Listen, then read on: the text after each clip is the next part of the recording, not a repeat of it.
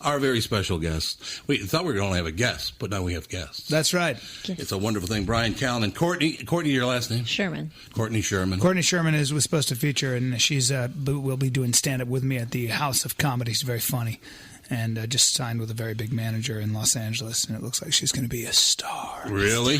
You're going to be a big star? Yeah, big star. She's actually very funny and very... I guess we'll fucking find her. Jesus. What the hell? Let me be the judge of that. All I know is that I read all those books you mentioned. Well, they're great books. Yeah. No, I was talking about that just this week earlier with somebody that I grew up in a very urban neighborhood, right? And they had clubs. There are urban comedy clubs. And every night, and it still happens, I'm sure. I don't go any longer, but I'm sure every night you would get there, and there are guys in the front row. You'd walk out on stage, and they look up and go, "You better be funny, motherfucker." And they're not kidding. And they're not kidding. Try doing stand-up in Philly or Jersey or New York or Boston, for that matter. It's such a huge difference. You go down to Miami, they're like, it's all Cuban. They're like, yeah! They don't know what you're saying. They just start laughing immediately. You can be like, poo-poo. They're like, that motherfucker's funny! Man, Jersey, they're like, don't say anything about my girlfriend. I'll punch you in the fucking face. All right, great. It is very true.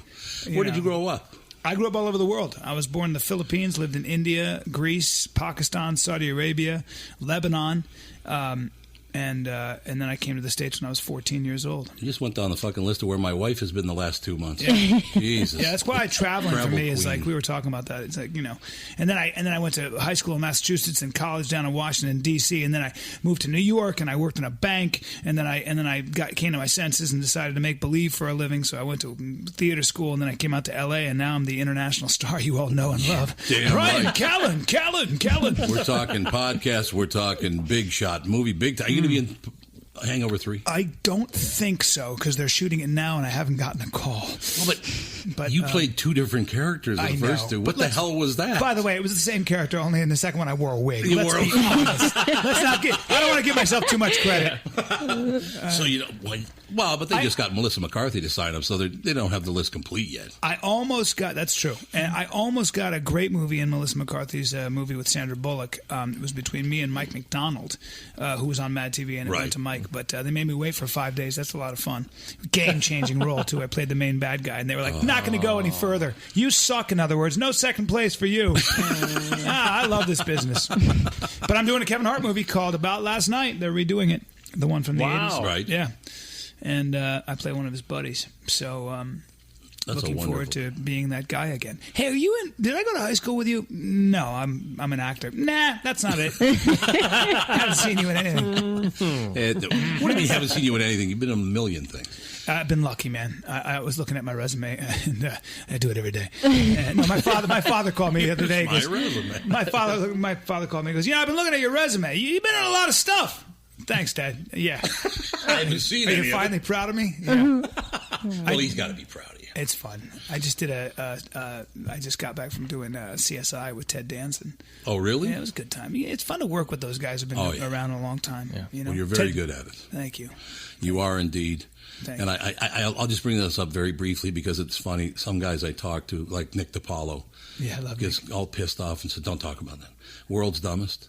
He hates talking about that. Why? They take all my best stuff and throw it away, Tommy. It's unbelievable. Well, he was just in town Saturday night. Right. You know, and he's, you know Nick at all? Mm-mm. Nick, you know who he is? Mm-mm. Uh-oh. She's too young. Yeah, Nick is a old are great you? comic.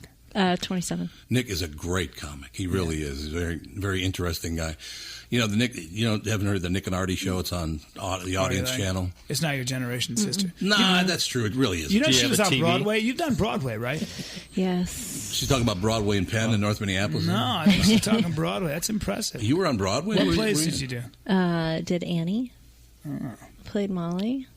That's pretty That was impressive. my first show. You don't have to rock back and forth. She looks like she's scared to death of me. Well, listen, you're a scary man. You are You're a a powerlifter big man. after all. Not anymore, man. Your shoulders go on for days. Not anymore. Not to mention those big ham hock hands. Now you're talking. This is the guy with there. the show called Man Thoughts, and he's talking Yeah. about Yeah, that's right. Suddenly it gets weird. Yeah, you got as a straight guy, you got to be careful. There's certain things I always like talking about. You can't really talk about. You can't obsess about a guy's shoulders or his hands. You can't be like, so what goes on with your shoulders? I mean, do you swim all day or what? Your hands look like they could strangle a moose. Man thoughts. Man thoughts. Bryan Callen on Man Thoughts. Your mouth looks like a cut peach. You can't use a fruit metaphor to describe my mouth. Oh, see, there you go. Now we're talking. So, I just saw it this morning that Melissa McCarthy's considering doing Hangover 3, and I just assumed that you probably would. I still think you'll probably do the movie. Well, you never know. If they have a hole, if they have something that is lacking, maybe Todd will call me. Something that is lacking. I don't know. I mean, that's what happened with the second one. There was no part for it. There was a guy was an Indian strip club owner. So for 2 weeks, I would leave messages on Todd's answering machine like, "Listen to me, I'm telling you right now, I can play an Indian. Just put my name, brown face. I'll do it." Finally, he calls me and goes, "Look, I love you. You can't be in the movie. You can't play an Indian guy. You played a Lebanese guy in the first one. I can't put you." Literally, I'm on my way to do this big theater comedy festival in Napa Valley, and it's a big thing, and I get a call from this weird number in Vegas. He goes, "Hey, this guy's not working out. I need you to come to Thailand. I'll fly you first class. We'll pay you a lot of money. Just come and be in the biggest sequel in the world." I was like, "Okay, yeah. I'll do that." Because you make money after, because with the residuals, you always you keep seeing checks. So I was like, and it was fun. So I get there and I had a different idea for a character. I was like, I can play him very fey. Maybe he's like this. Maybe he fans himself or something like that. Or I can play him like he's French. I'm trying all these bad accents. He's like, "Nah, that all sucks. I want the same guy. We'll throw a wig on you." I was like, "Oh, all right." I want the same guy, but with a wig. Women in Thailand, by the way, I don't know if you've been there, but if all you need is $60 in your pocket, and there are these girls that dance in these skirts with no underwear, and they have numbers on them. And we were shooting the movie; they were real. We were using the real strippers, and I was like, "So what are the numbers?" And they go, "Well, if you want a girl, you take them home." And I go, "Well, how much does that cost?" He goes, "Well, you got to pay an $18 bar fine, and for $60 you take them home." I was like, "Oh my God!" I mean, listen, I'm not a pervert, but I have a mind to just shut this whole place down for $3,500. Are you kidding me? I mean, it's crazy. I mean, that's a bit bizarre. It's really bizarre, man. I felt so guilty too because they were so young. No, you can't.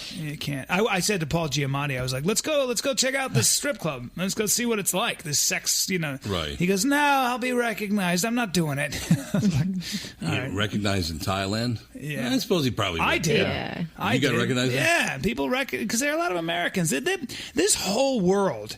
I was in a bar in L.A., and these Swedish guys came up to me. And the guy goes, are you Bryan Callen? And I said, "Yeah." He goes, "We're from Sweden. We watch you all the time on YouTube. We love you." And I was like, "This is what happens. You get fans, It's good, if you're a live performer. I get to go to Europe and perform, right?" Nothing wrong with that. My wife, you said you grew up, how long did you live in India? 3 years. 3 years in India. Calcutta and Bombay. My wife, and you can tell them, call bullshit or whatever, but my wife is a very, very pretty woman, very tall. She's about 5'10", blonde, blue eyes, a very, very pretty woman. And she was just in India, 3 months ago? Yeah. And she went to Dubai and India. Right? Wow.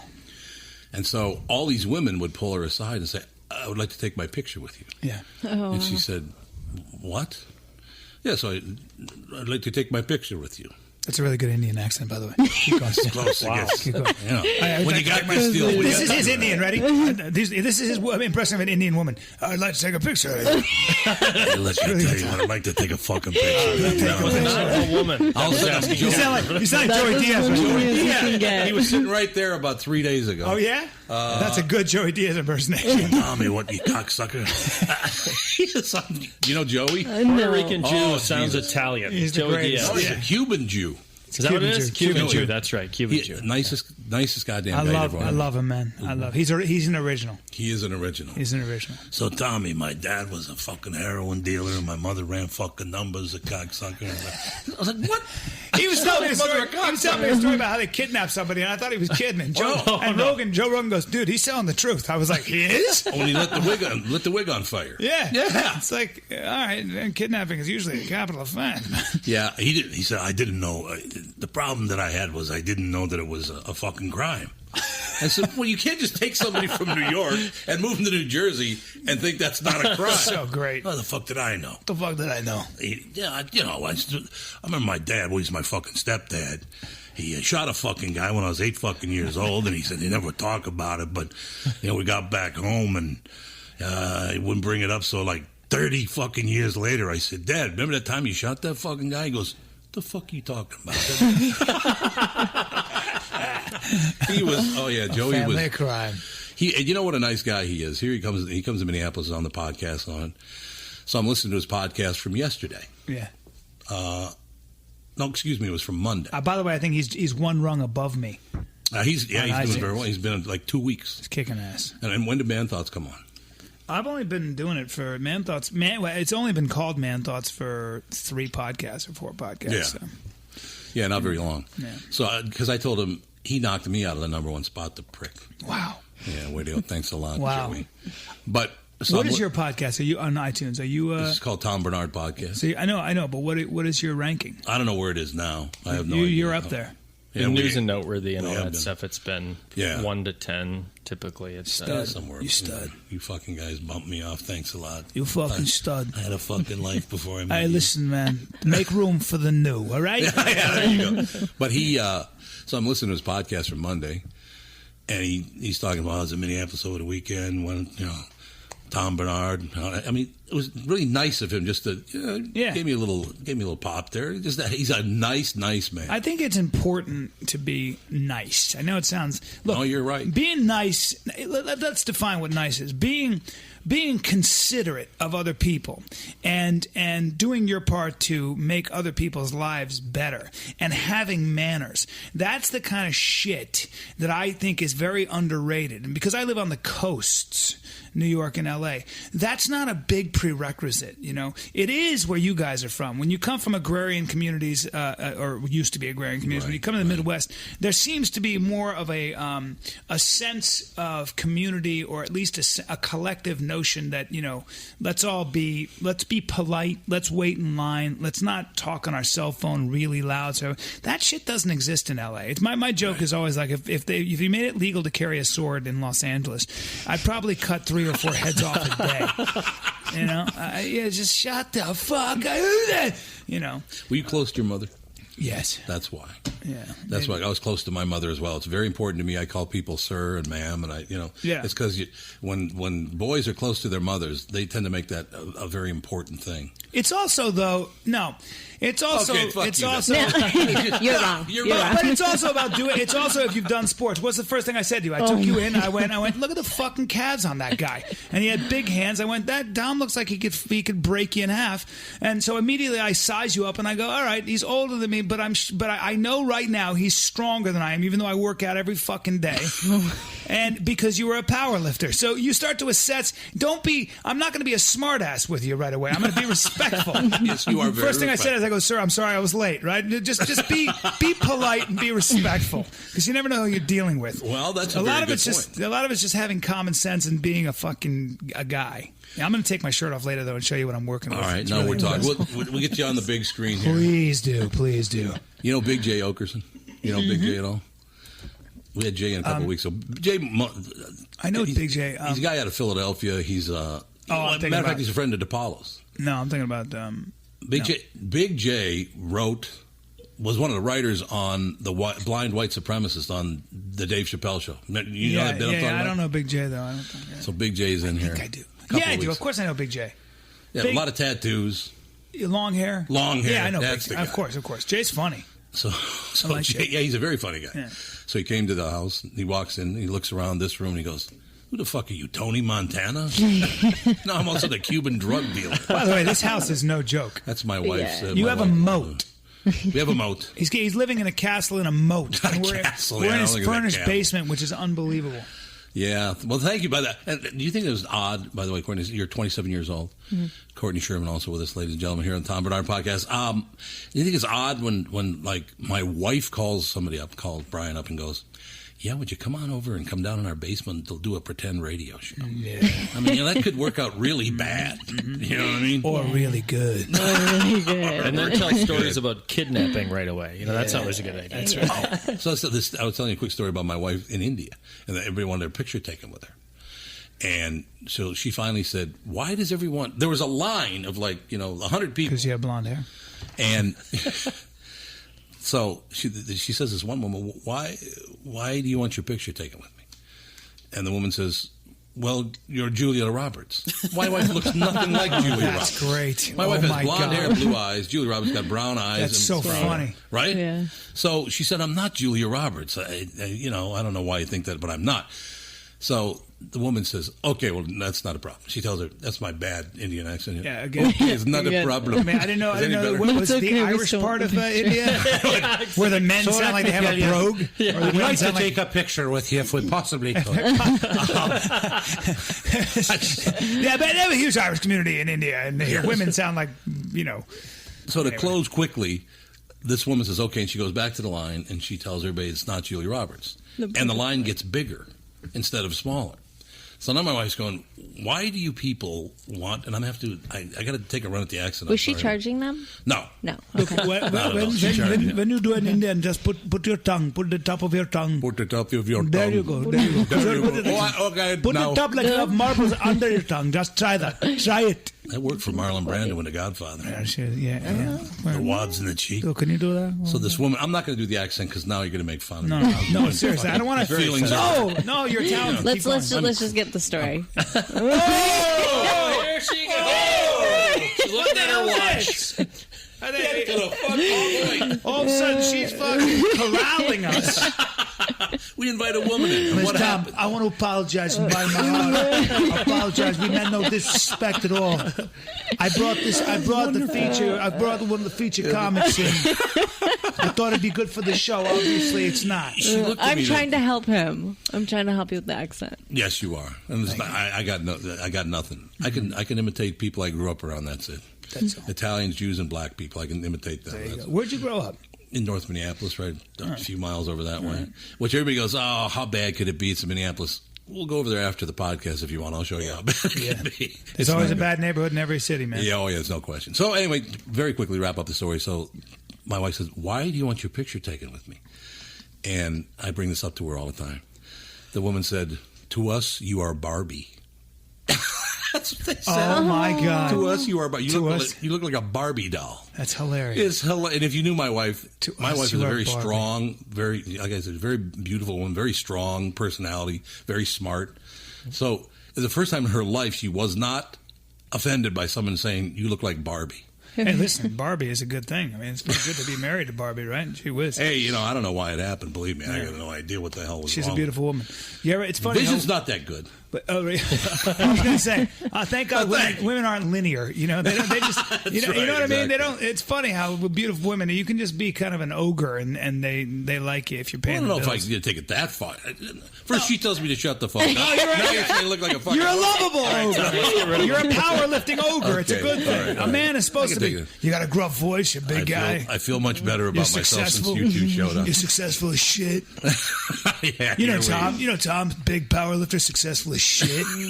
The scary thing is that's how my grandmother sounded. Her voice was just a little bit deeper than Tom's. He does have he's got a very gravelly good, indulge me for a second. Let's just I want you to play the role of a porn director. Okay. And I want you just real low. I just want you to say, I want you to take your clothes off and get you moving around a little bit. Okay, here's what we're going to do. We're going to take your clothes off. I want you to move around a little bit. And then after that, we'll break for lunch. You know what? It sounds so fatherly. I actually trust you. Yeah. Fatherly. I trust you, Tom. All right, I guess I will. Yeah, my mother used to answer the phone. Hello? Yeah, Mr. Barnard. I'm not Mr. Barnard. This is a woman. I mean, I said my mother thought she did. I always had a high voice. I got a lot of soda, a lot of brandy and soda in my voice. Well, right now I don't, I guess. He's got it all covered now. Yeah. I got a lot of perv in my voice, if you know what I mean. It doesn't sound too pervy to me. It's a little pervy. Really? It's a little Courtney's like, pervy. I'm telling you, she's got a lot of confidence she's got down here. This has been good for you. I think she's going to be a pretty, from what I hear from in the buzz in the business, she's going to be very successful. Yeah. And you're from where? She's got some big From people LA. who really want to. She's done a lot of work, but now she's doing stand up and she's very funny after only 2 years, and so they like her. So where'd you go to school? Went to Berkeley. Went to Berkeley? Berkeley, yeah. Courtney's one of those girls that hangs out with all the guys and is like considered. She's obviously very pretty, but she's considered one of the guys. Yeah. She's able to stay out of the. She's able to stay out of the mix. She doesn't date any comedians or anything like that. It's probably a good idea. Well Very, very. She's very good yeah. at like keeping her distance. Who do you date? Yeah, I don't musicians. You don't date at all? No, don't date. You're asexual? I am asexual. No, I don't have time to date right now. She's I lying. understand. No. Really? I don't know. I've never seen her date anybody, but I. Yeah, exactly. No, I'm out with guys every night. Even hanging out with guys. She's dated some famous people, but we won't talk about that. What? I hear through the grapevine. Would you say? Honest to God. Yeah, I don't know. The guy just died from Petticoat Junction. He died, otherwise she'd still be dating him. Yeah. Frank Cady. What was his name? Frank Cady. I don't know. I don't know a lot You're about right Courtney. with you. She's funny though, and I think she's going to be. Yeah, well, I understand. She opens for Bobby Lee. Oh, yeah, okay. Yeah. He's a good guy. Yeah. He's a really good guy. So what made you want to get into comedy now? When you're on Broadway, do you want to do drama and comedy? Do you want to do both? Yeah. Yeah. It takes a lot of talent. Yeah. I'd love to go back to doing like just theater eventually, but when Don't get too highbrow on me. You can't pay your bills. It's not. Look, Miss Equity over here. Look, if you want to do theater, here's what you do. Ready? I'm your agent. All you got to do is find a rich as shit banker, marry him, and then you can do theater. All right. Yeah. No. I want to do film. Want to do film, TV. So much for my idea. She's way too young to remember. You remember Pia Zadora? Yes. Who did just that? Yeah. And she married an actress, wanted to do dramatic acting. I won't waste a lot of your time with this. She's already giving me a look like, is this a long fucking story? No, I'm interested. I want to hear She's this. leaning forward. Look at the body language. Pia Zadora was not a good actress, but she wanted to be in a lot of big films. She married a very wealthy man. So she's now she wants to be on Broadway. She's been in a couple of really bad movies or whatever. I don't remember the name of the movies. By the way, she had a private 727. Yes. And I saw it on the wing, on the fin or whatever at the end was the tail. It was written Pia with an exclamation Oh point. my God! So here's the best part. I want one of Now, this is not your future. She's great. You don't want this in your future. So she says, I want to do theater. I want to be a serious actress. I want to do theater. So her billionaire husband says, okay, you do theater. I'll produce a production of The Diary of Anne Frank. This is a true story. Oh, Okay? God. God. True story. Do you know this story? No, but I love it Jesus already. Christ. It's one of the greatest I already stories love it. in history. So she's appearing at off-Broadway. She can't get on Broadway. She can get off-Broadway. So she's appearing. Now she's going to take it on the road. She's traveling all over the country, starring in The Diary of Anne Frank. They're at the Dallas Playhouse, Dallas, Texas. And now all these wives have dragged all of their cowboy husbands to see Pia Zadora in The Diary of Anne Frank. First scene's over, blah, blah, blah. The curtain closes. Second act begins. The curtain opens, and it's Nazis in their hobnail boots, goose-stepping across the stage, right? So as they're marching across the stage, a guy in the theater, just one of the viewers, one of the guy came to see the play, hollers out, "She's in the fucking attic."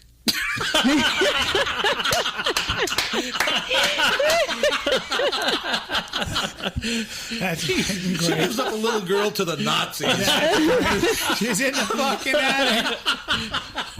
Oh man, that's out of a sketch right there. That's great. See, you have to have talent with it. You can marry a rich guy, get you all kinds of TV roles and movie roles, but Not you gotta really. have some talent. You gotta have talent. You know what the truth is? You know, you got to be able to do the job. When you get in the room and you got 5 people watching, they're looking for the best person for the role. And, you know, I actually think in a lot of ways acting's fair. People say, well, it's a really hard business. Well, you know, you get the job if you win the job. If you're undeniable and you're really good, you get the job. And that's the way it is. I mean, you have to get in the room. Getting in the room and getting seen by the right people is the trick. Right. But that doesn't get you. That's only half the battle. When you get in there, you got to have the goods, and you're competing against. I walk into auditions sometimes, and I'll look around in the room, and I go, "Oh, you won an Emmy. You won an Emmy. You were nominated for an Oscar." You see actors who've been around forever who have a lot of work under their belt. Right. They're in the same boat you are, man. Yeah. You see legit stars 10 years ago that were legit stars, and they're right where you are, man. They're right here trying to win that role, and they don't get it. It's really interesting. That's what I love about stand-up is that, you as a live performer, you can just keep building your audience, and you have control over your own destiny, and you go out there and, there's always people that want to laugh. So when you're an actor, man, you're always competing for that one role, and it's contingent on 50 moving parts. That's why actors go crazy. It's why so many actors, think about how many actors have actually stayed on top. I mean, how many actors have come and gone? Well, because there's so little control that an actor actually has. Like with stand-up, you can get up and perform every night, and you're completely in control. Yeah. Yeah, it is all. Yeah, that's one of the problems with doing radio is you do have to share airtime with other people, and it never works out completely. Yeah. There's always somebody going, well, I want to go in this direction. It's like, well, fuck you. Too bad. Yeah. Whereas when you're on stage doing stand-up, it's you. I mean, that's a great thing. Unless there's a guy in the front row that's like, make me laugh. Oh, jeez. Well, see, that's another problem. And you could thank, Joan Rivers and go down the list. And actually Phyllis Diller, who uglied herself up because she was too pretty to do stand-up. That's right. She had a killer body, too. She did. She had a crazy body, and so she used to dress, down and stuff. That's exactly what I'm doing. Yeah. Are you? Not today. No, I'm just good right. Today. I walk up. I can't wear it. I go up there, and all of a sudden you're like, were those children wrestling under a tarp? It's like, nah, man. Just my back. That's just that barrel of snakes for a back rippling under my T-shirt. That's exactly. Sorry, it. America. Sorry about that, America. It wasn't, and you would know this much better than I, obviously, but there was a period in which a time when a woman could not be pretty and make anybody laugh. Women certainly wouldn't laugh at a pretty comedian. I think it's hard for pretty women. It is. I think it isn't it? Yeah. Well, I mean, my thing is like self-deprecation. Like if I can't see that in you. So far, you're kind of pushing. She's obviously high too. Lay off the bottle and the blow, honey. Yeah. No. It's. I feel like if you're not self-deprecating, it becomes. Especially like winning women over becomes harder. So it's just finding a way to relate to women and get them on your side. Do you want to hear one more, just a little bit of Joey Diaz? Yeah. So if you want to be fucking successful, tell me, you fucking Jew? Wouldn't he say that? Yes. He would say exactly that. Exactly what he would. You're half Jewish, right? Yeah, You're half Jewish. Your dad was Jewish, right? That doesn't count then. You're not a Jew. I don't get that. Well, no, my mom. It's actually my mom. Your mom. So you are Jewish. Yeah, I am Jewish. Oh, your mother's Jewish. My mom's half Jewish. My dad's like a quarter Jewish. So you're like an eighth Jewish. Yeah, I'm pretty Jewish. An eighth? Yeah. Pretty Jewish, everybody. Pretty Jewish, guys. Pretty Jewish, everybody. But Joey would have asked you that question had he been here. Yeah.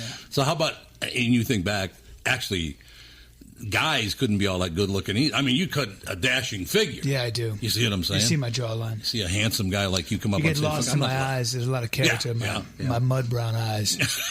Mud brown. Yeah. So you struggle with that with people, I can't laugh at this Adonis. It's hard. They're like, look at that long torso and those short legs. He's amazing. What's his inseam? 28. God, he's What's phenomenal. that for the inseam? God, his height's all on his neck and torso. I like that guy. We have a whole family of those people. Like we're all torso. Everybody is. Look at that. That's true. Ah, that hair. It's so see-through.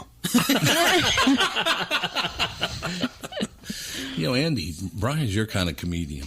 That's right. Andy, have you been laughing? I can't see your face. I don't laugh or smile. What's going on with your son? Your son is literally dead behind the eyes. He laughs inside. What, are you working on all the controls?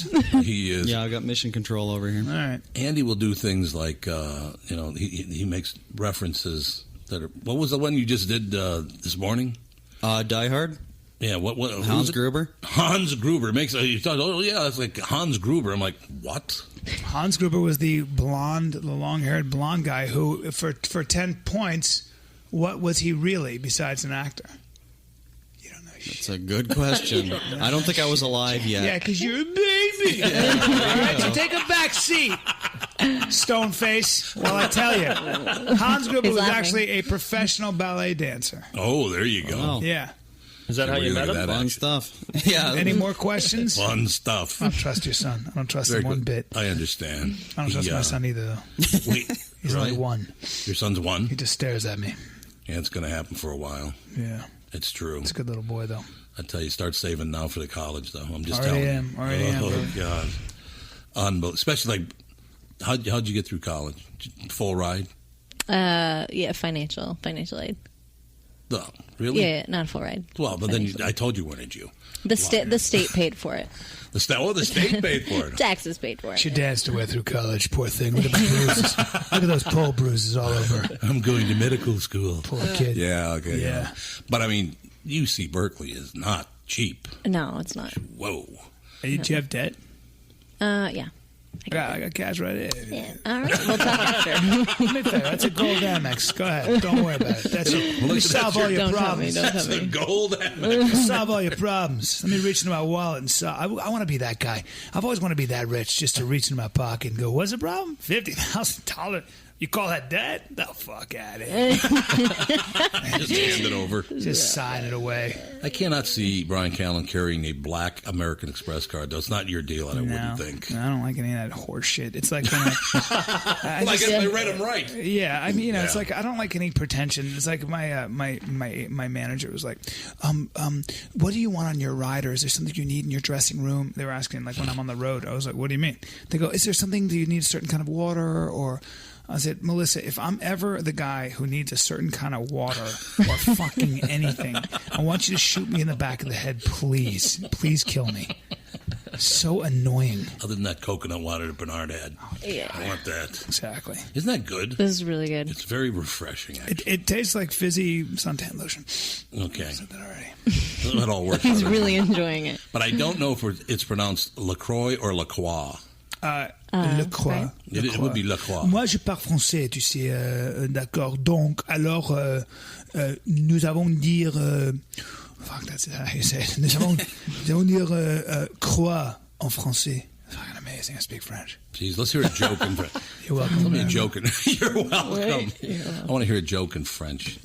French. I've never heard a joke in French, or else I've never paid attention. All right, let me think. Okay, we can just wait for you. Oh, you know what? I'll read this while you're thinking. Un cheval marche dans une barre et le maîtron lui dit qu'est-ce qu'il y a avec le long visage et le cheval a dit no, that's a joke. Qu'est-ce qu'il y a avec le long visage? So in other words, a horse walks into a bar and the bartender says, "What's with the long face?" Ah! Did you, there's a new ending to that joke, but it's not nice. I don't know. It was good in French, wasn't it? I was wonderful. Calm in down, French. America.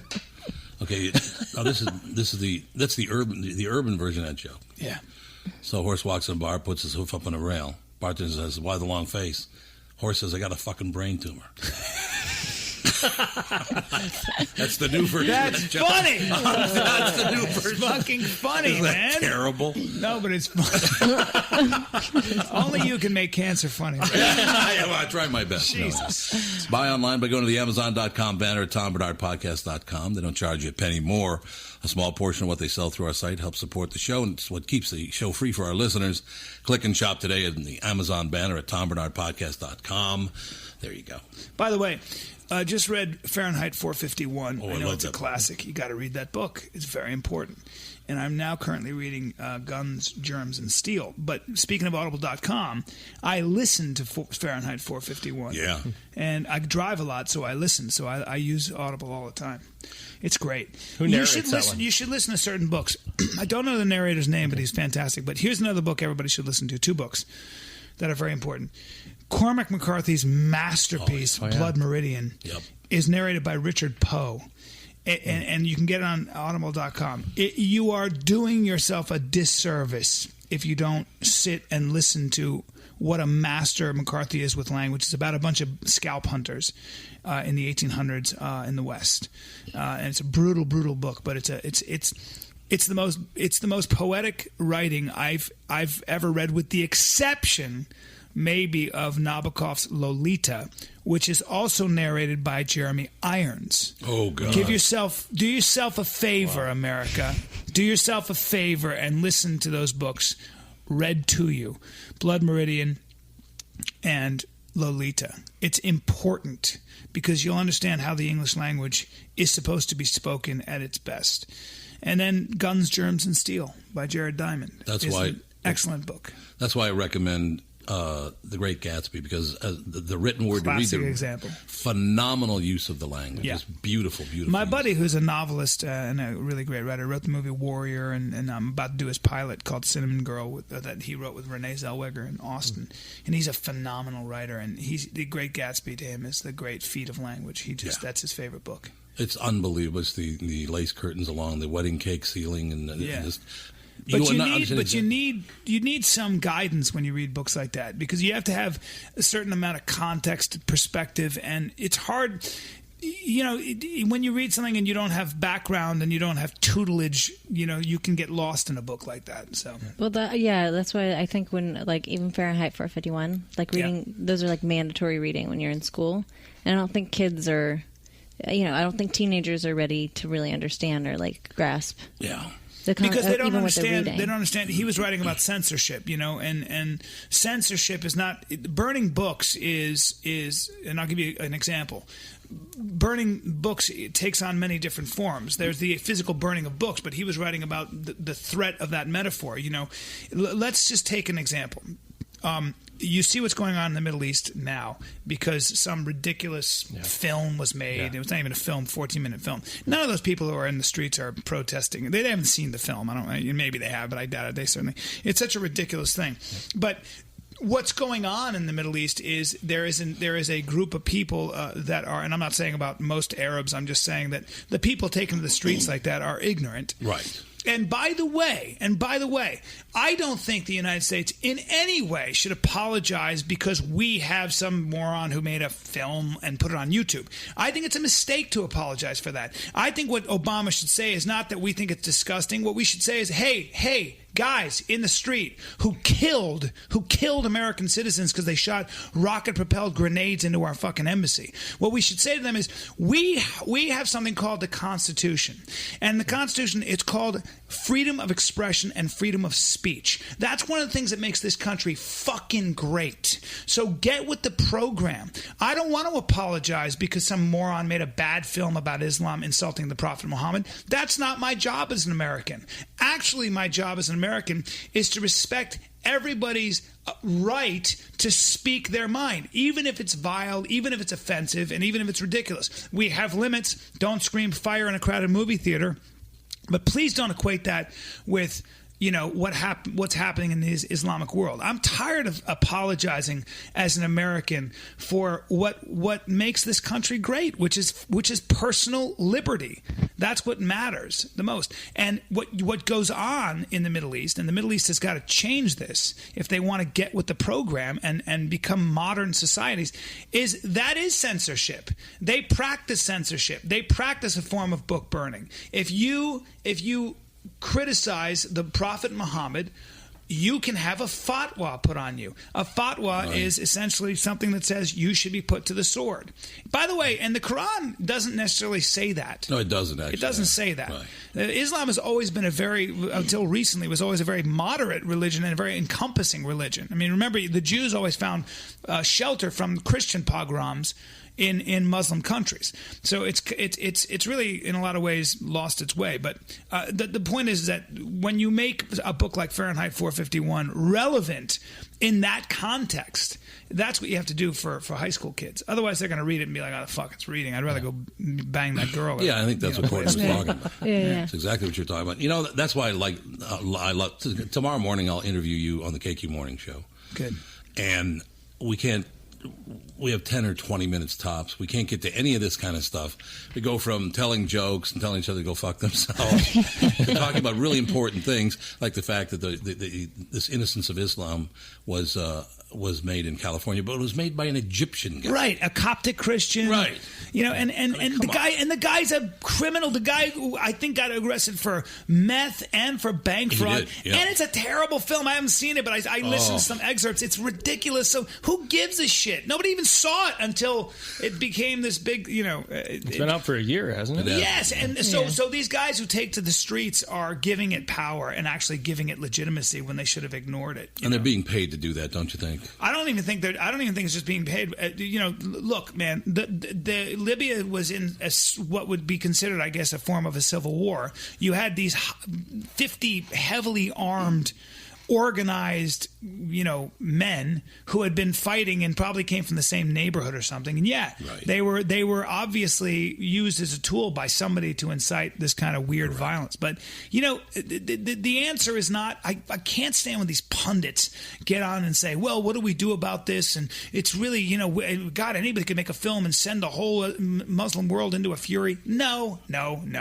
What you do is you have something called law and order. If you have a fucking embassy in a place like Libya, just have people who are capable of neutralizing 50 fucking criminals who want to come in and kill people. Use a helicopter gunship like a fucking Cobra or Apache, and you'll fucking solve that problem right quick. And I'm not advocating killing human beings, but please don't act like this fucking group of guys who killed those Americans are Muslims or were fighting because they were incredibly insulted. Go fuck yourself, man.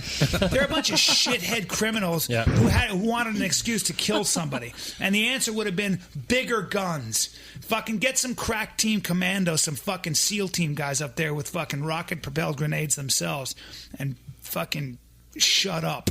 Now you make me want to go beat the shit out of somebody. This is really... Fuck, I'm taking my shirt off right now. Let's get back to what a pain in the ass Courtney is. Yeah, I want to talk more about violence. Now, you know what? Seriously, that is what I like about doing a podcast. Like I said, I've been doing the same morning radio show for 27 years, and it's great. And, you know, I'm grateful for the loyalty, the listeners, all that. But this opens up I had no idea. You know, I've been following your career for years. You know, I met you many years ago at the station, as a matter of fact. But I had no idea. And first of all, I didn't know Courtney was coming.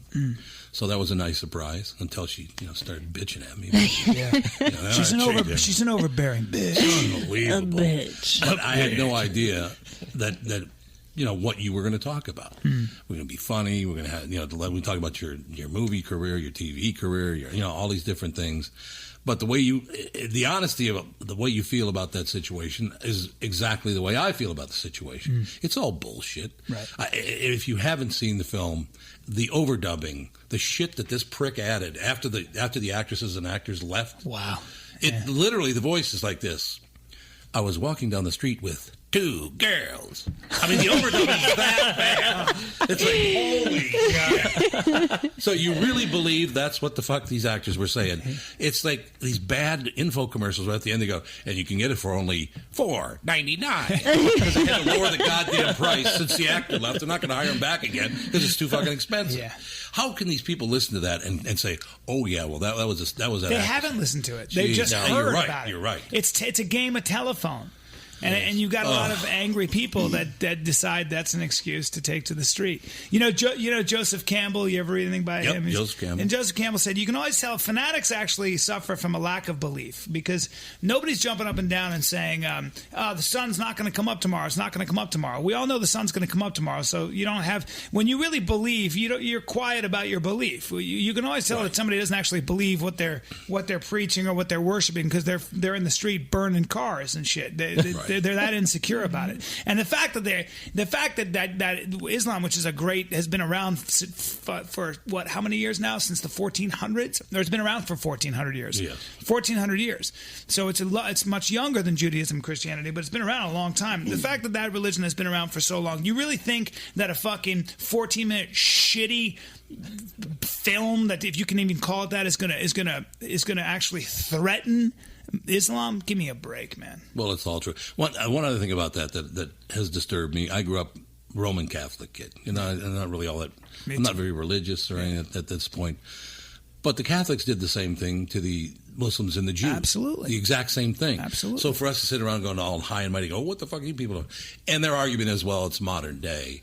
We're not all ignorant like we were back then. But they are not they're not modern societies. They weren't allowed to be. They were dictatorships. They were military dictatorships. There's a lot of desperation in those societies. There's a lot of ignorance in those societies. They've been kept away from of that modern tidal wave, and the Middle East, I think, is catching up. But yeah, you're right. I mean, and you're right. Remember, I mean, how many people were burned at the stake for being heretics? Yes. By the Catholic Church. No question. So I just thought we were talking to a psychologist, Dr. Bart Rossi's his name. And we're talking about the fact that now we have nearly 7 billion people on the Earth. Spiral dynamics tells you that 66% of them can't think beyond, in other words, can't think in the abstract. They can't think beyond the age of about 12. That's what they're capable of. They're not smart. They're stupid people. Yeah. I mean, unfortunately, it's true. And I don't mean just uneducated. They're stupid. So, I mean, I'm sorry. It sounds very, very harsh. Yeah.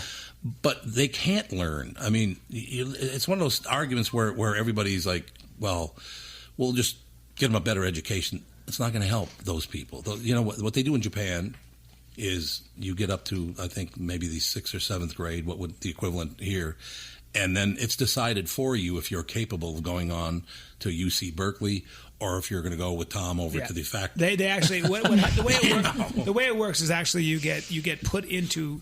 You get into certain programs that then lead to another program, lead to another program. That's correct. The problem with that is that the United States is not built that way. Well, what's beautiful about this country is that it's really a notion of potential. The United States is built on the idea that all of us, at one point or another, if we do the right thing, are going to be millionaires.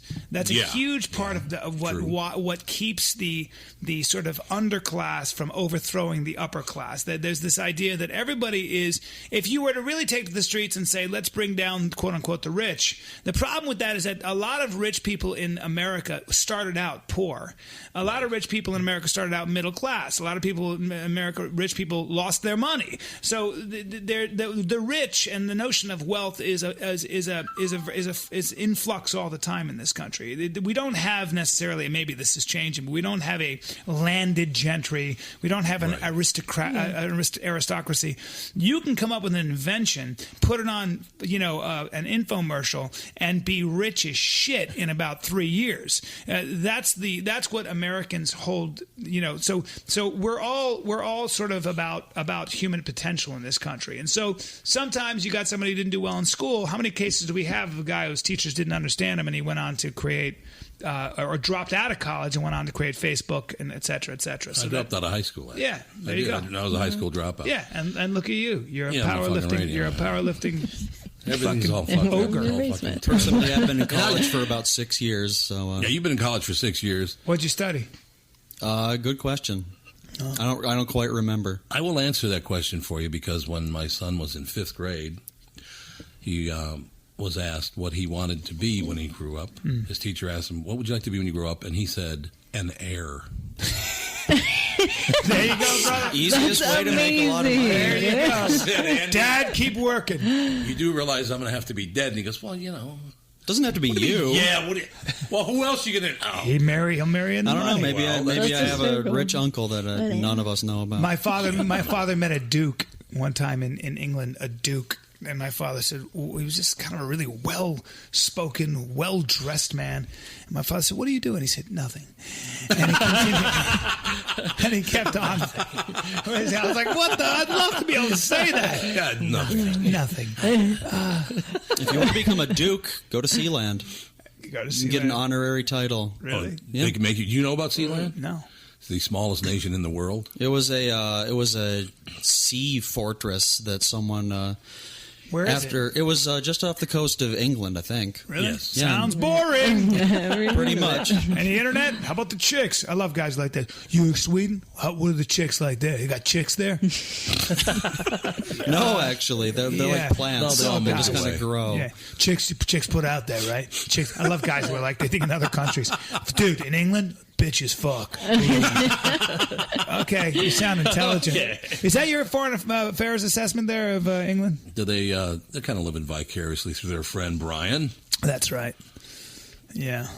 I wish. That's right. I wish. Yeah. People, Nothing like we have this really funny tendency as human beings to think that other people over there, we do it in the Middle East, we do it everything. You know, people over there are different than we are. They don't want the same thing for their kids, and they don't want the same thing because they're Muslims or Jews or Christians. They're, you know, and I think in the essence of it is the great tragedy of life, and also the great joy is when you get to know people. I've been all over the world and spent so much time there. And by the way, I spent 8 years of my life in the Middle East. What you realize really is that when you get to know somebody, whether they're Saudi or whether they're Lebanese or whether they're Libyan or whether they're Chinese or Japanese, it really is. Yes, there are stark differences in culture, but people are basically the fucking same. They want to laugh. They're afraid of the same shit. They laugh at the same stuff. It's just an interesting thing. You get to know people. You find people in the Middle East to have a sense of humor? Yes. Really? Yes. Because they do not give that impression. Oh my God! That's Don't what. be That's silent over there. Well, it's just that's culturally like they have a sense of humor. Listen, it's just like he doesn't laugh out loud. Like I went to American University, and there's a large Jewish contingent and a very big Arabic contingent, and it was great to watch as they would always date. Like when they'd be in college, the Jewish girls would date the Arabic guys, and then of course when they left college, they would break up because they just couldn't do that because But my buddy got to know a lot of the Arabs there, and he came to me and he goes, "Dude, I have so much fun. Arabs are so much fun. They don't drink, but they're so fucking fun." I go, "Yeah." They're human beings, dude. They're exactly like you and me. There's no difference, you know. Yes, what a surprise. They're a fucking blast. If you went to any country in the Middle East, I make this pledge to you. If you went to any country in the Middle East, I don't give a shit where it is, you'd be treated like they treat you like you're a fucking king. The idea of hospitality in the Arab world is huge, man. Right. Okay. It's so important to them. So you know, I know that you see certain images on TV, and part of it is earned by an ignorant quotient of that population. But listen, talk to a young, educated Muslim in their they believe as much about God as you and I do. They're like, yeah, I'm sure there's God out there. Yeah. Have I read the Quran? No. That's what you'll find, including in Iran, by the way. Literacy level, I think, in Iran is 90% or something like that. The majority of young people in Iran just want a better fucking life. They want the internet, and they want to date, and they want to fucking have a career. They're not walking around screaming Allah. They're not. Yeah. Well, if you look at kids all around the world, it doesn't matter where you go. Right. That's where you see people rooted in people. Like it's. Yeah. Yeah. You know what happens, I think, with religion is that when you don't have anything else, and this is with men want to feel significant. And what makes a man feel significant, look at Afghanistan. Put a gun in a young man's hand, and he's fucking significant. Put an AK-47 in a young man's hand, and give him something to believe in, because as he's becoming aware of the world around him, give him the truth with a capital T. Throw a Quran in his hand and a fucking gun in his other hand, and you're going to listen to that kid. He suddenly becomes very significant. Yeah, very true. And I think a lot of that is just wanting to be heard. You know, so maybe the answer to that whole terrorist idea is give people something to lose. Somebody said that. Somebody, I can't remember who said, you know what's gonna change the Middle East? You want to cure fanaticism? Commerce. Capitalism. Give people fucking a marketplace to thrive in, and you'll when people have enough to eat and they got control over their own lives, suddenly the Quran and the Bible and the Torah doesn't have that kind of significance. Why do we loses its significance? Why do we fight it so hard in this country? Then do you think? I mean, there are so many Americans now that just hate capitalism. That scares me. Scares me. I think because they're misguided in what caused this financial crisis. I just turned into John McLaughlin. Look, I got this rolled down now. I like it, so, too. Mr. Callen. Mr. Callen, what is going on here?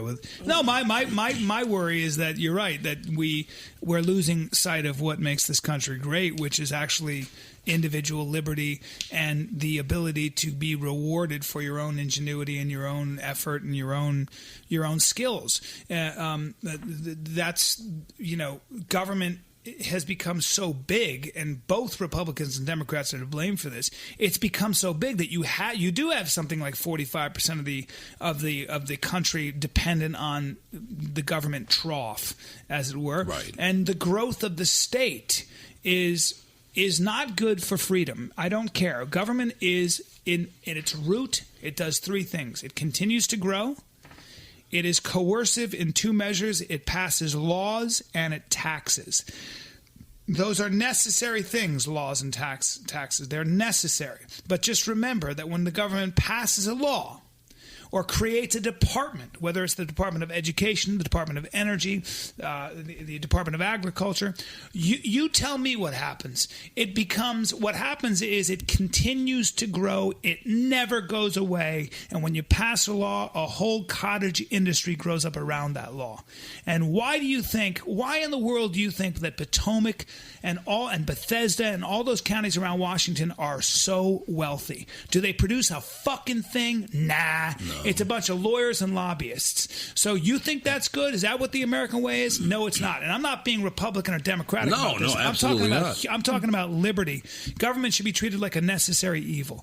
And George Washington, I think, or Benjamin Franklin said that people will invent laws to take their own power away from them. And that's what's going on. You got to be vigilant about that shit, man. How the fuck do you ever get any work in Hollywood with an attitude like that? I know. Because I believe in liberty. That's why I just believe in maximum personal liberty, and so I don't even think it's a Republican or a Democratic thing. It's not. It's just let people make their own choices, man, and let them make their own mistakes and pay for them. You can ask Andy and Sean. I was like sitting here watching myself talk. Oh, really? You and I agree 100% on everything. I like that. It's bizarre. I like that, brother. I do make the point, because people go, oh, he's a goddamn far righty, or he's a this, or he's a that, or when Michael Dukakis ran for president, I did all his voiceover for him. Okay, he was a very, very liberal guy. Yeah, I did all the voiceover for him. Wow. Then I had a Democrat stabbed me right in the back. So then I tried being a Republican for a while, and I didn't really like that either, because I don't want to get involved in all this abortion and all that stuff. Yeah, who can marry who and all that bullshit. Right. I mean, come on. Keep the state out of the marriage business. Exactly. Two guys want to get married. You think I give a shit? That's going to affect who cares? Please. I don't pretend to understand how people think, and I think that's the problem. Is that I guess it is probably the religious right go, well, how can you possibly see Courtney, but I'd rather have sex with Bryan? Yeah. Well, I don't understand that either. Right. I mean, I'm heterosexual. Sort of. On weekends, obviously. No. But you look at a beautiful woman, you go, that's what you're attracted to. So I don't understand why men are attracted to men either, but do I give a fuck? Why would it's none of your business. Who cares? It's my business. And Tom, you just said it. I love what you just said, because you said you don't pretend to know how other people think. It's not your business. No. If you're not hurting kids, or animals, maybe. Or animals, yeah. Or animals. How's that war on drugs going, by the way? Yeah. How's that going, everybody? Oh, God. I know we got a shitload of people in jail, and we continue to ruin lives, but how's that going, man?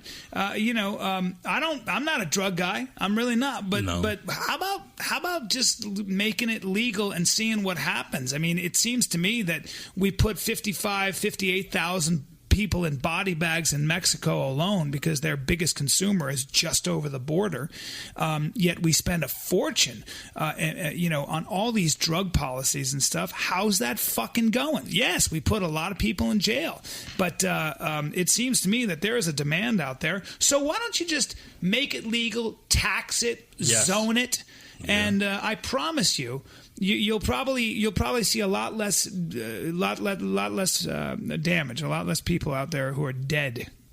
That's my feeling, anyway. I'd like to try that. We've tried the other for a long fucking time. Let's try this. At least with marijuana. You think? Let's just start there. Booze is legal, but marijuana is not. And you know why marijuana is not legal? Because there's a lot of money in enforcing it. It'd be very hard to overturn those laws. You've got a lot of special interests out there that are going to say, listen, man, This is not safe. Well, I never got punched in the face by a stoner. I've been punched in the face by a fucking drunk. Yeah. And believe me, I countered. Knocked his ass, huh? I saluted it and came back with a left, damn it. That was very good. He actually went with his left hand in the demonstration. I was proud. I did my share of fighting, brother. You had the right I don't want any hand. trouble with you. You're too big. No, I couldn't hurt you. There's a guy you should get from Man Thoughts, a guy named Frank Wuko. You know Frank Wuko? No. He knows he's a drug enforcement guy, former. You should get him on your podcast. He's a fucking brilliant guy, and listeners love him. He's here? No. Here, hand me that stack. His stuff is in here. I'd love See, to. what we do on these podcasts is we try to help one another. Get the guests. I'm going to send this village. to. Hold on, I'm going to write this down. Okay. Everybody else talk amongst yourselves while I'm Frank looking Wuko. It's WOCO. And I'll find it in just No, one it's second. WUCO. Oh, yeah, I'm sorry. WUCO. I'm sorry. Oh, here it is right here. Is this the guy? Frank Wuko. He talks about, the Muslim Brotherhood in Egypt. He talked to us about, the fact that we leak security information to other countries. I mean, the fact that we do cause some of our own problems by, pulling bullshit on ourselves. Sure.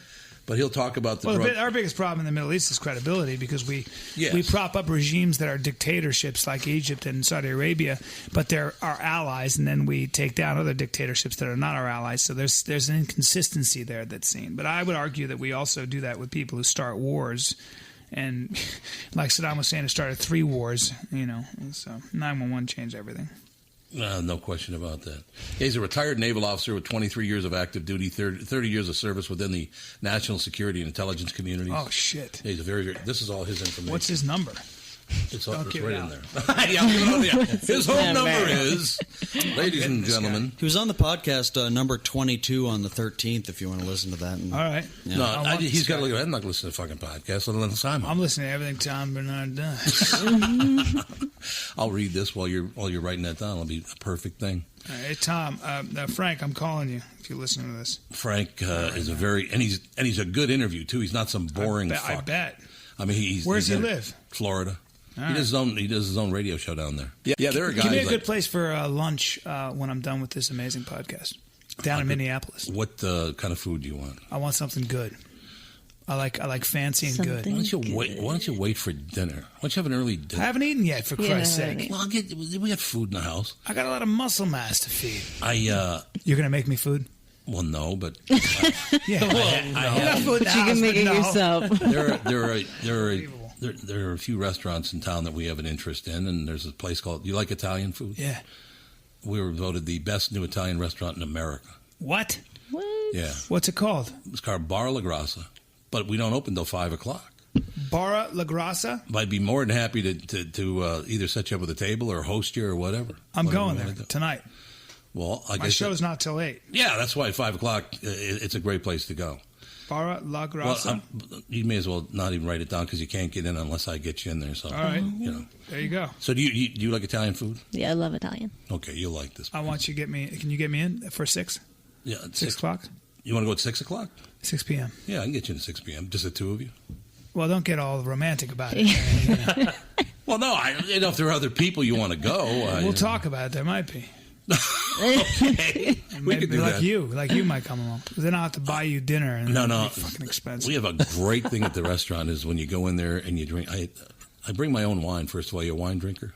Yes, I love Red wine? wine. I'm a wine freak. Okay, how about you? I like to drink it. I don't know much about it. White or red? Red. Okay, so here's what I'll do. If you want to go to dinner, you guys want to go to dinner? Andy, you want to go to dinner? Andy just said, no, Andy doesn't like to go to dinner. I want to. He, honest to God, said, yes, we'll go to dinner at 5:30 or 6. Yeah, 5:30. We'll shoot for 6. It's just that the place is always very busy. Sean, you have any interest? I'm in. That's what I'm talking about. Go. So I'll set that up. Who's picking up the bill? I am. I bring my own wine. I like you, Tom. If you did not like this restaurant, I'd be shocked. It's very unusual. I can't wait. We have a thing called red wine spaghetti, where they take pasta and boil it in red wine. Do I look like I eat carbs? I eat enough for both of us. Keep going. Yeah, it's really funny. The reason that this is exciting for me is because you know who Diamond Dallas Page is? Yeah. Yeah, I was supposed to do a podcast with him. Oh, you should do his podcast. I want to. He's wonderful. He's a great guy. I want him on my podcast. Yeah, he was just on here yesterday. Was it yesterday? Does he live in Minnesota? No. Okay. No, it's just I attract a lot of weird people, like you and Diamond. I like it. No, but DDP. Yeah. So he's on yesterday. Right? And we're sitting around here. Catherine hadn't left for Iceland, so she's sitting right here, and we're talking to DDP. Diamond Dallas Page he's a professional wrestler. Oh, okay. He was a 3-time WCW world champion, and he's the kind of guy that when you have now money, he helps wrestlers. Unbelievable. Yeah. He rehabilitates wrestlers, and this guy, one guy. There's a thing on YouTube you should watch. He takes this guy who is completely crippled, and turns him into this amazing athlete. So I'm sitting there interviewing him yesterday about this, and he's just a great interview because he won't shut up. He just says blah, blah, blah, blah. But it's very interesting, and he's a great guy, and he's really fired up about it and all this stuff. I realize. My wife ambushed me. So what she did is she gets Diamond Dallas Page on the podcast because now, I'm going to be the next project for Diamond Dallas. Oh, really? Like Bubba, I know a lot about nutrition. What are you trying to do? You want to lose weight? No, I'd like to gain some more. If I could possibly put any more on. Let me. First of all, I'm going to give you some books to read. Okay. You'll read The 4-Hour Body. By Tim Ferriss. Got to read it. That seems quick. Don't be a baby about it. You're already resisting. A baby about it? No. Oh, see, it's like I've known him for years. Yeah. He looked at me and went, yeah, because I can tell. Yeah, because you're fogging over and you go, I'll read it like that. You don't give a shit about what I'm saying. It's Tim Ferriss's book, The 4-Hour Body. Tim Ferriss. And then I want you to read a book called, you could read the China Study. I think it's an important book, period, because you'll get the author on and you have to read that book, The China Study. Anybody who wants to know about nutrition, I want you to read Gary Taub's book, Why We Get Fat. These are scientific books. This is not some nutritionist from California, okay, with a picture of in front of a sailboat. This is not. These are real scientists who've done credible, measurable, empirical evidence. T. Colin Campbell's book, The China Study, is a very important book. The problem with him is he's a vegan. I'm not a vegan. I don't buy that. But I like what he says. I want you to read it anyway. Then I want you to read a carnivore's book, which is Gary Taub's book, Why We Get Fat. And then you can read The Zone is a very good book. Barry Spears is a guy who did primary research on the effects of food and inflammation in the body at MIT. He's no joke. And then you want to read The 4-Hour Body, okay? And the reason I want you to read The 4-Hour Body is Tim Ferriss did all these experiments on himself. Oh. On himself. And he talked to the leading experts in muscle building, powerlifting coaches, nutritional scientists, Ironmen who were vegans who had to eat meat. I mean, he looks at it all. But the point is this. Make it very simple. You gain weight only because you keep weight on because you eat foods that either produce glucose in your body very quickly. Right, that's very true. Which spikes your insulin, or you're eating sugar. If you can replace breads and pastas and white rice with yams, lentils, beans, you won't gain a fucking pound. Wallpaper paste. If you lived with me, I'd make you eat more food than you do right now, and you'd go down to 10% body fat. Because you have a very muscular body. So you put weight on uniformly, so you don't really look heavy, but I know you want to be thinner. I look pretty heavy. But you're big. You're very. I just get lost in those blue eyes. You look pretty strong. Yeah. Let's go with strong. I'm pretty strong. Yeah, you're strong. So you get away with it. But because I don't get away with it with my wife. You're barrel-chested. Yes, I'm barrel-chested. But losing weight for you would be so easy. You wouldn't have to. People think you have to diet and be hungry. You can eat the same amount of calories. But the calories you would want to eat have a different hormonal response in your body. What does that mean? The calories you eat would produce less insulin in your body. Okay? Right. Fucking smart. Wait, so if you're on a diet, does this mean no wine spaghetti? You can have wine spaghetti that's why once in a I'll go while. to dinner with you tonight, because my wife is on Iceland, although she's probably listening to this. Yeah. But I can have my last night of drinking wine and having pasta and, Yeah, but you can have pasta and wine once in a while. That's not a big deal. What I'm saying is no cereal in the morning. I want you to have an egg. I want you to have an omelet with just vegetables. Can you do that? Cut as many vegetables you want, and you can put sour cream on it, and you can put any kind of spice you want it. That's not a problem. And for breakfast, for dinner, beans, You want to have a burrito bowl. Beans, as many as you want. Meat, you can put as many peppers on there and everything else you want and all kinds of sauce, and you'll start to lose weight right away with just doing that. So, Diamond Dallas Page wants me to stay away from gluten and dairy products. Well, yeah, but fine, Diamond. Okay, yes, yes. But I don't believe that you should stay away from gluten. I think what you should stay away from, more importantly, is foods that produce insulin in your body very quickly, like the muffin in the morning, like the cereals. You can have some slow-cooked oatmeal. The only starches you should be eating is slow-cooked oatmeal, brown rice, yams, and some potatoes. That's it. If you're a pretty woman, you'd be my wife. I would be. I'd be so angry at you. You sound just like her. I'll tell you, you sound exactly like her. Anyway, it gets boring when you start talking about nutrition, but you're going to read those books, and I'm going to quiz you. The next podcast I come on, there will be a quiz. Exactly. America. It's going to be a wonderful thing. Hey, guys, come to my show. Yes, we will. Rick Bronson's House of Comedy. They're all weekend long. Are you going to? Courtney is too. am. Kicked ass last night. Really? Yeah, she's funny, man. Did you eat there? No. They have good food there. Do they? Yeah, they do actually. You know Rick. I love Rick. Rick's great. He's my boy. Rick's a very, very good guy. He's got a great club in Edmonton too. I love that. Yeah, place. he does a wonderful job. Well, thank you. So, like I said, the great thrill for me, these podcasts, you never know what you're going to get, when somebody shows up. But what's interesting is I've interviewed people on the radio, and some of them are just real pricks, right? Oh, they are. I mean, you know what I'm talking about. Yeah. Whenever people come in to do a podcast, and maybe it's because I'll kill them or something. Yeah. But everybody's really nice. Yeah. But even on the phone, when they've never seen me, they've never met me before. Even on the phone, people are very, very nice, and they get very relaxed. And the one thing that I guess in a way I'm proud of is the fact that I learned to interview people by watching Johnny Carson since I was 10 years old. Oh, wow. I watched him every night, and I said, what is about this guy that's so special that he gets things out of people that nobody else gets? And I'm not talking about these, high impact. I know what it is that you do. You listen. I do listen. You're a good listener. Listening is very underrated. You listen to everything. Why can't people do that? Because they're not taught to, I think. That's something that you probably learned, but you do more than listen. You're affected by your guests. Very true. So you laugh, you react immediately, you're astonished, you're moved. You're present. You're present. Very good. Damn it, she said We're now doing a group hug. She summed it up. She summed it up. No, but honest to God, it's a situation. In just a month we've been doing this, I've made friendships with these people, like Diamond Dallas Page. He calls me like 5 times a day now. He's great, man. Good for him. Good for him. Joey Diaz, he texts. I don't answer texts, but he calls me. Like I say, he was nice that we talked about the show on his podcast on Monday.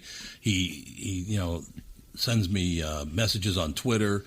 I've developed friendships with these people in just that short period of time because I guess maybe that's what it is you meet people who actually give a fuck what you have to say. Well, it's also intimacy. There's also something to be said about when you're really having a conversation like we are. A lot of conversations with men is really like, this is my opinion, and I'm gonna tell it, and I'm gonna sell it. Right. And you end up shouting at each other. But when we're having a discussion, we're just talking.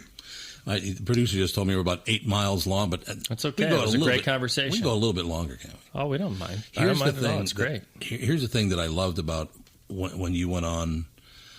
It wasn't a rant. You just wanted people to know what you had to say. I hate it on those goddamn TV shows, those fucking, whether it's CNN or Fox or whoever it is, and your stream of consciousness. You're just talking about things that you believe in and the way you see the world. For me to go, now you're wrong. What the fuck are you yelling at? I'm sitting right next to you. Because they're seduced by the cameras. They all want camera time. That's what it is, isn't it? And they got an agent who's saying you were great on that. It's just label yourself. Honestly, and I'm not singling them out because they all do it, but Chris Matthews. Yeah. I mean, what color is the sky, Brian? No, you're wrong about that. But yeah. Let me. And he shouts like you just did. He fucking shouts. Yeah. Why are you shouting at me? Yeah. And I tell anybody, I'll discuss politics with you, and if we don't agree, that's wonderful. But I'm just here to tell you because I'm 2 feet away. Do not yell at me. Yeah. I can't stand it. That's that Socratic method. Ask questions. Ask questions. Yeah. Pose questions. Not stop telling and selling.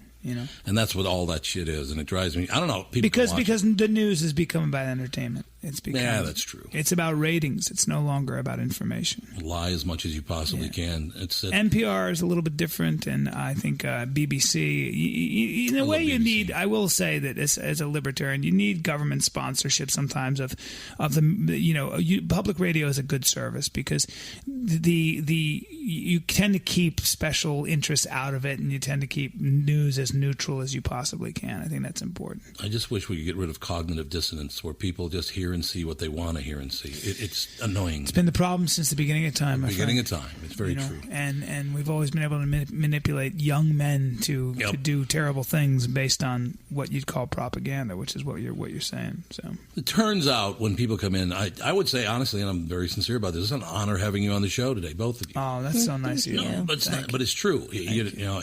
I think people need to see a side of actors and comedians they never ever see. Nobody's ever seen that side of you. I don't think. Probably not. I don't think they have. They? No. My friends, Well, you cover some of it on Man Thoughts. I think that you're. Yeah. It's not all pretty well spoken. It's not all acting and comedy on there. You have some great guests. Well, that's what Joe Rogan said to me. He said, I said, well, what am I going to do? I don't know how to be funny on that. He said, don't be funny. He said, you're not. That's not what you want to do. You get people that you like and have real conversations with them about what's important to you. I'm getting to that age where that's what's interesting. It's a really good podcast. You should check it out. Seriously. It's called Man Thoughts. Manthoughts.com. Yeah, Man Thoughts with Bryan Callen. It's on iTunes and Stitcher. And really good picture of you. Yeah. Not bad. A little fanatical. As I'm shouting. Yes, as you're shouting. Well, thank you very much, both of you. So, Courtney, Scheuerman. Yes. When you are a huge star, you'll come back and do the podcast, I'm assuming. I will be right back here in the seat. I can tell by the look See of her that? face. Who the fuck is this? Oh, she'll come back to the moat, the castle. Back to the moat. We'll all come back. Well, thank you very much for coming Tom on. Barnard, I'll see you tomorrow morning, brother. No, you won't. Oh. I don't See you tonight. Oh, yeah. I'll see you tonight. That's what I meant. I'll set it up right now. Are we really going to go to dinner? Yeah. I love if you want to. All right. I love Bryan it. Callen, ladies and gentlemen, and, of course, Courtney Scheuerman. Have a good day.